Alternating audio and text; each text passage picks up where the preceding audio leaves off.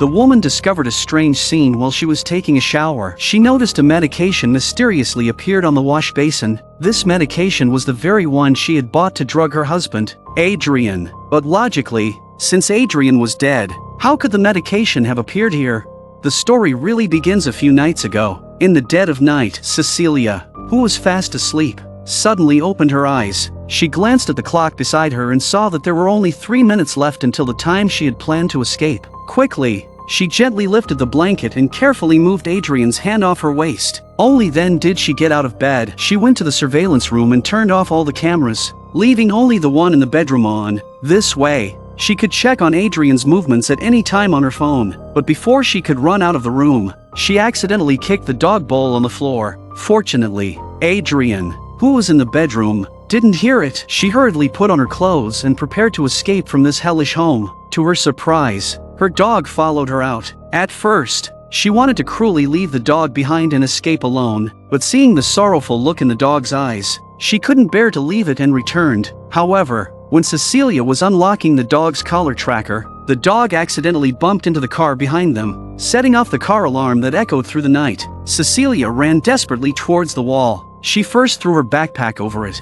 then gathered all her strength to climb over the wall. After passing through a patch of woods, she finally arrived on the road. Emily, who was supposed to pick her up at 3:45 a.m., was now late. Cecilia anxiously waited, then ran toward the lights in the distance. Just as she was about to get in the car, she accidentally dropped the bottle of medication from her pocket. Emily asked her what was going on and why she had called her to come pick her up in the middle of the night. Cecilia shouted at her to drive back and explain later. Luckily, Emily finally started the car, but the medication bottle she dropped was picked up by Adrian. For safety, Cecilia stayed at her police friend James' house. Her friend assured her that it was completely safe and that she could go for a walk if she wanted to. This was the first time Cecilia truly felt the air of freedom since her marriage, but she was still very nervous. Even the neighbors jogging on the road made her feel extremely anxious. James was puzzled by this. What kind of terrifying experience had she gone through to become like this?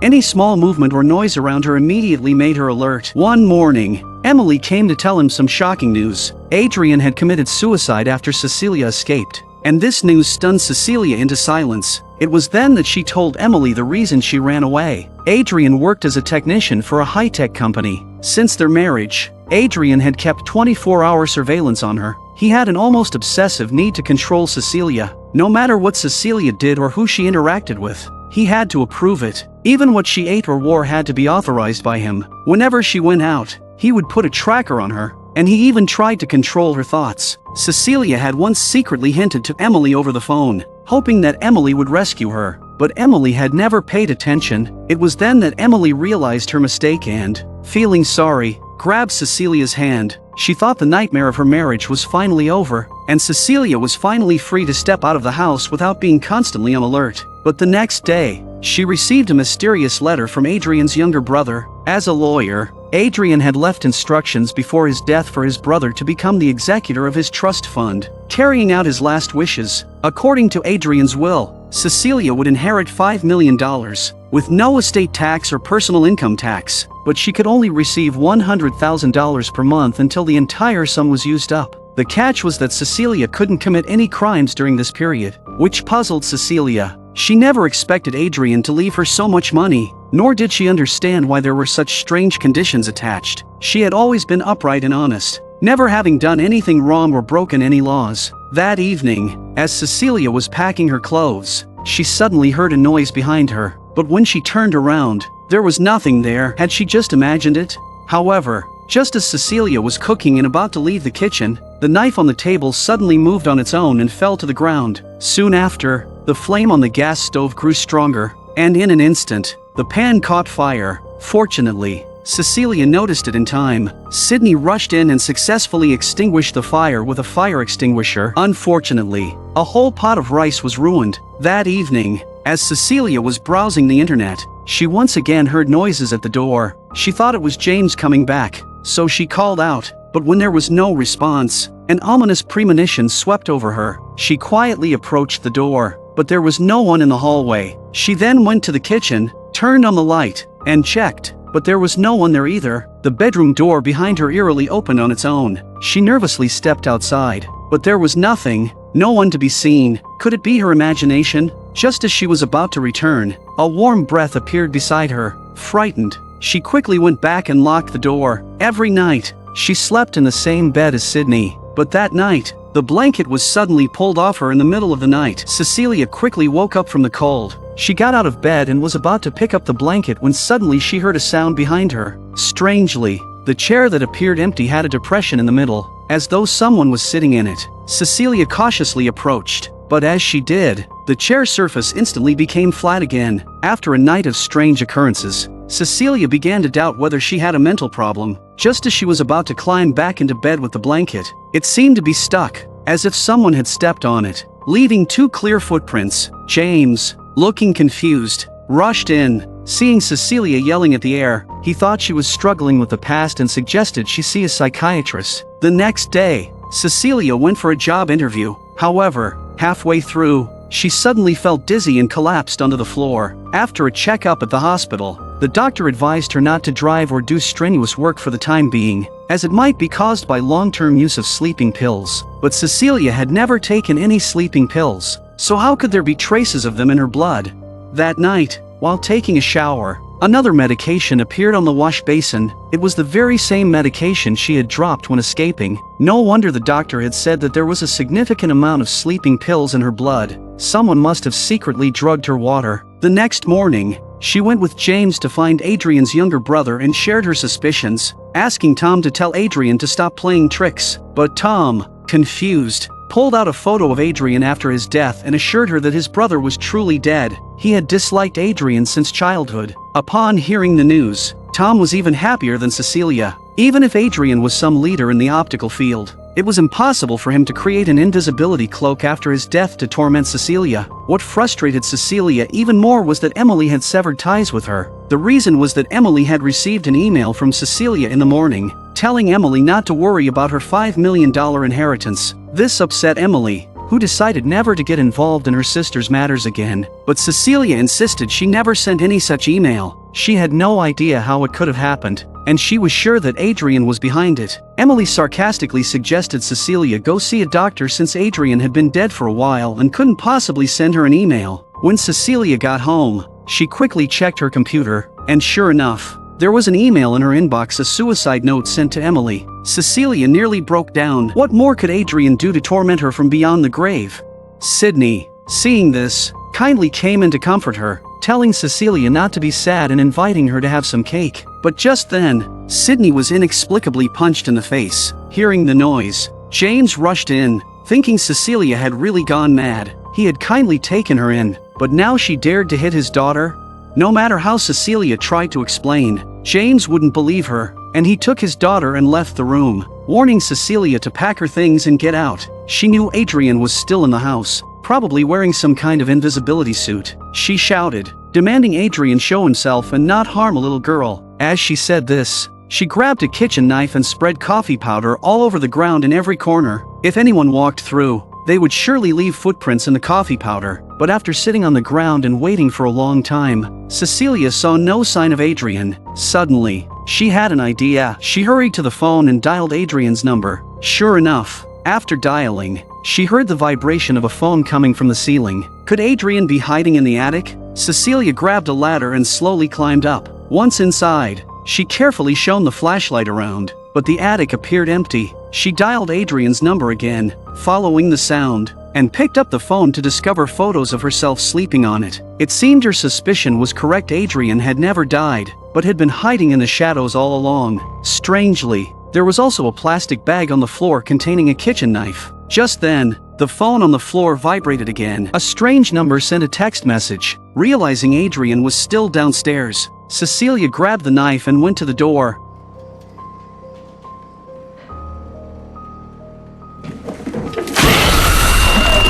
That damn man was hiding in the house, but due to the invisibility cloak, Cecilia couldn't see him. She jumped down from the attic and began searching the room with the knife. Following the paint on the floor, Cecilia arrived at the kitchen. Seeing the running tap, she realized Adrian must have washed the paint off his body to hide himself completely. Thinking the man had escaped, Cecilia was caught by surprise when, in the next second, she was grabbed. After a brief struggle, Cecilia managed to break free and ran out of the room. She called a car and had the driver take her back to her old house. She asked the driver to wait outside for 20 minutes. Luckily, the password was still the same. Once inside, she started searching the house. Every room was covered with white cloth, as though it had been abandoned for years. But the dog was still there. She then went to Adrian's studio and, sure enough, found a hidden room with a rack inside. This should be where Adrian kept the invisibility cloak. Following the prompt on the computer, Cecilia pressed a switch, and soon, an invisibility cloak covered with cameras appeared on the rack. Just as Cecilia was about to take it, the dog suddenly started barking. Cecilia quickly tore the cloak down and hid it in the wardrobe. At that moment, Adrian, wearing the invisibility cloak, entered the room. Cecilia hid in the corner of the wardrobe. Watching his footprints appeared on the floor, without hesitation, she rushed out. It seemed the dog could see things that others couldn't. Cecilia seized the opportunity and ran out, jumping into the car waiting outside and heading back. On the way, she called Emily again, urging her to meet her at the restaurant that evening. She had something important to tell her. That evening, Emily arrived as promised, and Cecilia quickly tried to tell her everything she had discovered, but Emily was still upset and impatiently told her to get to the point. Just as Cecilia was halfway through speaking, a dinner knife on the table floated up. At that moment, Cecilia was arrested by the police for attempted murder. James hired a lawyer for her. However, Cecilia kept telling both of them that she wasn't the killer, and she had evidence that Adrian was still alive. But because she suspected Adrian was in the house, she couldn't reveal the evidence to James just yet. James was speechless. He never imagined that his longtime friend would suddenly go crazy. What made Cecilia feel even more desperate was when the police informed her that they had discovered she was pregnant. For many years, Adrian had wanted a child, but Cecilia knew that if she gave birth, Adrian would control her even more ruthlessly. For this reason, she had always refused to get pregnant. Now that she learned this news, she was at her breaking point. The next morning, Tom, the lawyer, came to find her and told her that starting this month, the trust fund would stop paying her. The reason was that one of her brother's last wishes was that if Cecilia committed a crime, the remaining payments would cease. At that moment, Cecilia finally saw through the true nature of this hypocritical man. He had been acting on behalf of his brother all along and knew that Adrian had never really died. Tom dropped the act and handed Cecilia a contract. If she wanted to resolve everything,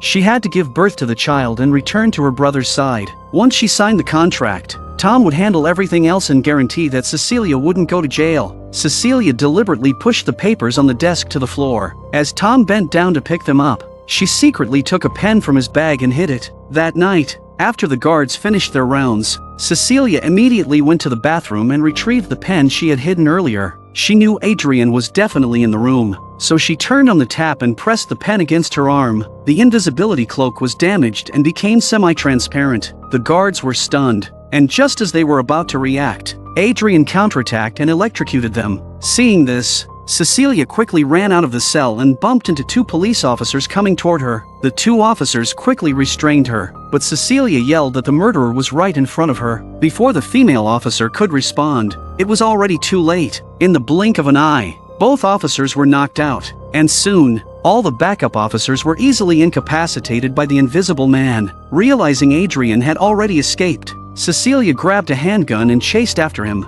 Outside, it was pouring rain. She saw the invisible man briefly appear next to a car and fired a shot at it. When she approached, she found the car's trunk had been opened, but Adrian was not inside. Thinking Adrian had already escaped, she was caught off guard when he reappeared. Adrian said that if Cecilia still refused to give up, he would kill all her family members. Just then, a police officer appeared but was immediately shot by the invisible man. Adrian kicked the officer's gun away and calmly left the scene. Cecilia immediately followed, grabbing the gun and chasing after him. She saw Adrian speeding away in a car. Without hesitation, she aimed at the car and fired a shot. The invisible man swerved to avoid the bullet, causing a rear-end collision behind him. She rushed over, seized the other car, and slammed the accelerator, speeding toward Adrian. On the way, she called James, telling him to protect his daughter because she might be in danger. Soon, the invisible man arrived at James' house. The little girl, still asleep,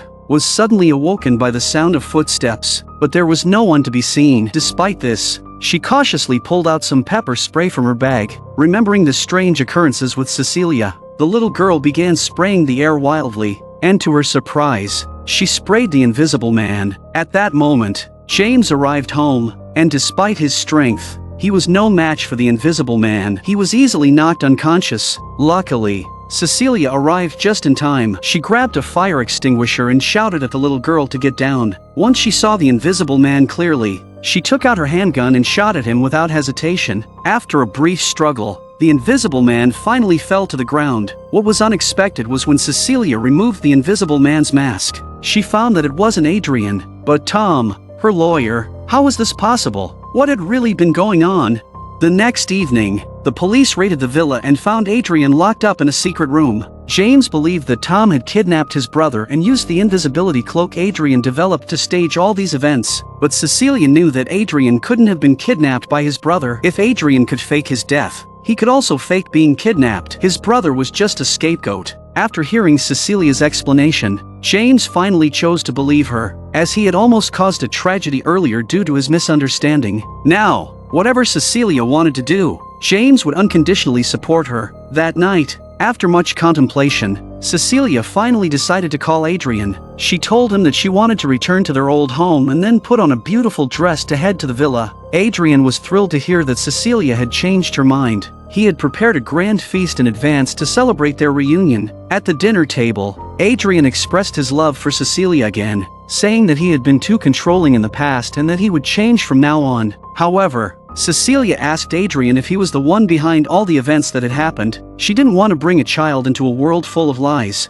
but if Adrian was honest with her, she would agree to have the child. The man, of course, confessed to Cecilia that everything had been orchestrated by him. Unbeknownst to them, their conversation had already been overheard by James, who was listening from a car outside. Cecilia pretended to go to the bathroom to touch up her makeup, and Adrian sat at the table, secretly feeling pleased with himself. But the next moment, he suddenly slashed his own throat with a knife, and the security camera caught the entire scene. Cecilia calmly walked out of the bathroom, and upon seeing Adrian's throat being slit, she immediately displayed a look of shock. She quickly dialed the emergency number. However, as soon as she stepped out of the camera's range, a familiar smile appeared on her face. When James rushed in, he found Cecilia holding an invisibility cloak and preparing to leave. At that moment, he realized that Cecilia's plan wasn't just about getting Adrian to confess to the crimes, it was to end Adrian's life and exact revenge for Emily. With no room for error, James could only silently accept Cecilia's course of action.